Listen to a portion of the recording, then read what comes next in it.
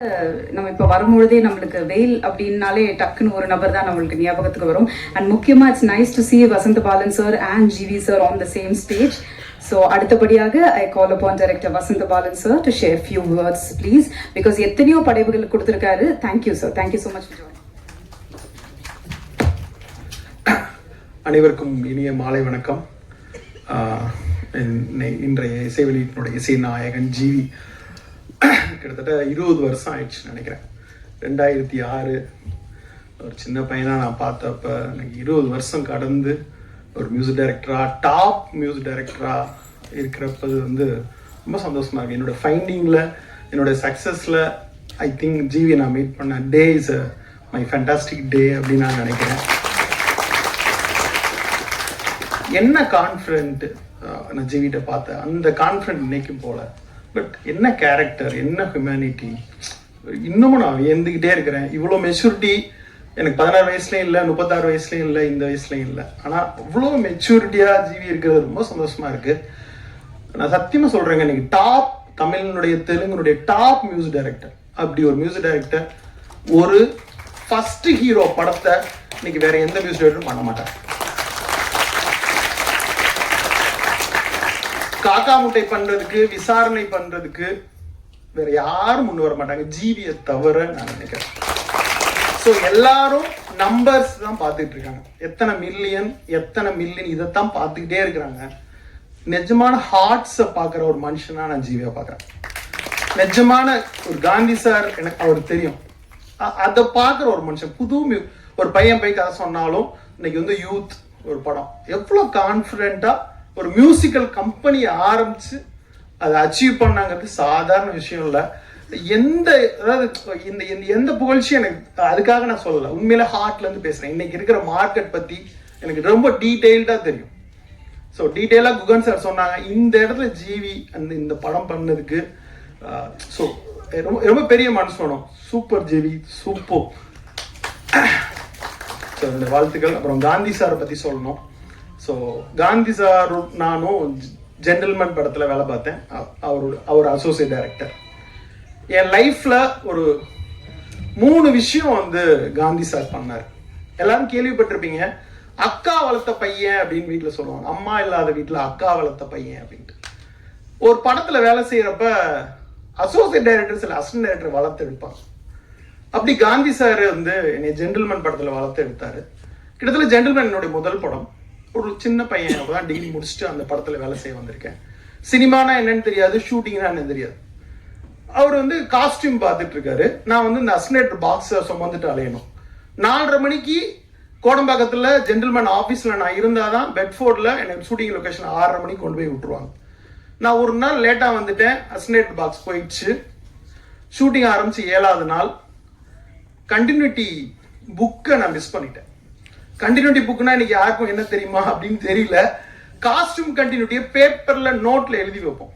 இவங்க இந்த கலர் சட்டை போட்டிருக்காங்க, இந்த கலர் சேலை கட்டியிருக்காங்க அப்படின்னு சொல்லிட்டு அந்த புக்கை நான் மிஸ் பண்ணிட்டேன். எங்க மிஸ் பண்ணேன்னு தெரியல. அடுத்த நாள் கேட்கிறாரு, பெட்டியை தொலைவுறேன், கண்ணெல்லாம் கலங்குது, காணும், என்னடா பண்றதுன்னு கேட்கிறாரு. எனக்கு தெரியல, சார்கிட்ட சொல்ல போறேன் சங்கர் சார்ட்ட அப்படின்றாரு. எனக்கு நான் அழுகையா வருது, வேலைக்கு சேர்ந்த 7வது நாளே வேலையை விட்டு துரத்திடுவாங்களோ அப்படின்னு சொல்லிட்டு. 2வது நாள் 3வது நாள் ஷூட்டிங் போய்கிட்டே இருக்குது, புக்கு கிடைக்கலன்னா அவ்வளவுதான், நான் சார்ட்ட சொல்ல போறேன், அவன் வேலை போயிடும்ட்டார். என்ன பண்றதுன்னு தெரியல. ஷூட்டிங் முடிச்சு பேக்கப் ஆன பிறகு நான் முன்னாடி ஷூட்டிங் பண்ண லொகேஷனுக்குலாம் அலைஞ்சு அந்த புக்கை தேடிக்கிட்டே இருந்தேன். கிட்டத்தட்ட ஒரு 5 நாளா கிடைக்கல. நாளைக்கு மறுபடியும் கண்டினியூட்டி சீன் ஷூட் பண்ண போறோம், நான் கண்டிப்பா சார்ட்ட சொல்ல போறேன்டா அப்படின்னு சொன்னாரு. எனக்கு என்ன பண்றதுன்னு தெரியல, அழுது கண் கலங்கி நின்னேன். அப்ப சொன்னாரு, நீ எடிட்டிங் அசிஸ்டன்ட் தானே அப்படின்னாரு. ஆமா சார் அப்படின்னேன். போய் ரஷ்ல பார்த்து உன்னால எழுத முடியுமா அப்படின்னாரு. நான் லெலின் விடிஜன் சாரோட எடிட்டிங் அசிஸ்டன்ட். சூப்பர் சார் அப்படின்னு உடனே வேகமா ஓடி போய் அந்த ரஷ் எல்லாம் எங்க எடிட் ஷூட் தான், அது எடுத்து பார்த்து ஒவ்வொரு ஃப்ரேமா பார்த்து பார்த்து பார்த்து பார்த்து கண்டினியூட்டி எழுதி நோட்டை ஃப்ரெஷ்ஷா நான் அதுல இருக்க ஒரு சின்ன ஃப்ரேம்லாம் எடுத்து எடுத்து எடுத்து எடுத்து ஒட்டி அடுத்த நாள் கொண்டு அந்த புக்கை கொடுத்தேன். ஒருவேளை அன்னைக்கு உணர்ச்சி வசப்பட்டு சொல்லியிருந்தா நான் ஜென்டில்மேன்ல சங்கர் சாரோட அசிஸ்டண்டா இருந்திருக்க முடியாது. அன்னைக்கு காப்பாத்தினதுல இருந்து அவர் ஒரு லிட்டரரி ரீடர். ஆக்சுவலா நான் டிபெண்டா அவரை டிபெண்ட் பண்ணிட்டே இருப்பேன். எல்லா மொமெண்ட்லயும் அவரை டிபெண்ட் பண்ணிக்கிட்டே இருப்பேன். ஷூட்டிங் முடிச்சுட்டா அவர் வீட்டில் இருப்பேன். அவர் சமைச்சு போடுவாரு, சாப்பிடுவேன், அவர் கூட ஸ்பெண்ட் பண்ணுவேன்.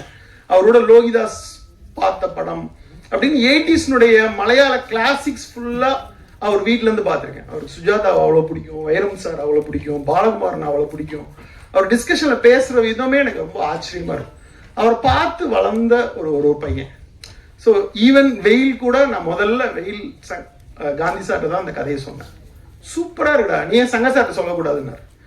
லாங் கேப் ஆச்சு நான் சங்க சாரை பார்க்க. உடனே சார் ரொம்ப நாள் ஆச்சு, நான் அவர்கிட்ட போய் எப்படி சொல்றது எனக்கு தெரியல அப்படின்னு சொன்னேன்.